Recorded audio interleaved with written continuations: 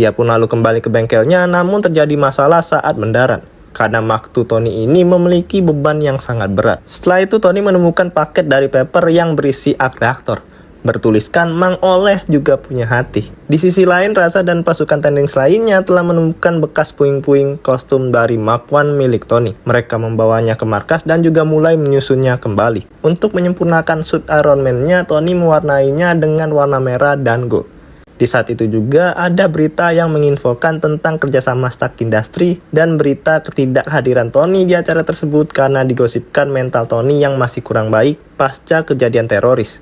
Tidak terima akan gosip tersebut, Tony langsung tancap gas pergi ke pesta itu. Sesampainya di sana, semua tamu terkejut melihat Tony yang nampak baik-baik saja. Di dalam acara pesta ini juga, Tony bertemu Agent Phil Coulson. Sebagai reminder, Agent Coulson ini yang waktu itu di film Captain Marvel, rekannya Nick Fury yang waktu itu baru bergabung. Lalu Agent Phil Coulson memberikan pertanyaan ke Tony. Namun perhatian Tony di sini tertuju kepada asistennya Pepper yang sangat berbeda seperti biasanya.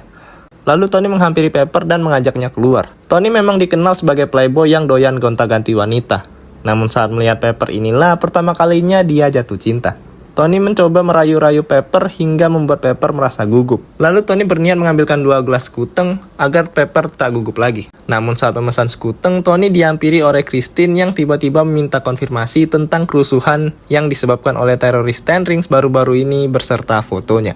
Di foto tersebut juga nampak beberapa senjata milik Stark Industries, termasuk Jericho, yang mana hal tersebut membuat Tony kaget kenapa senjata tersebut bisa sampai di sana sedangkan ia belum menyetujui penjualan. Ternyata yang menyetujui penjualan tersebut adalah Stan, dan hal tersebut membuat Tony marah.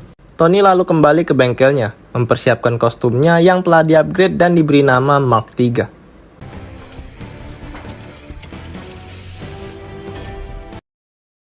Tony merasa tidak terima jika senjatanya jatuh ke tangan yang salah. Setelah itu Tony langsung OTW ke Gurun Merah, di mana tempat itu Tenrings sedang melakukan pemberontakan. Sesampainya di lokasi, Tony langsung membabat habis Tenrings dengan senjata canggih dari kostumnya.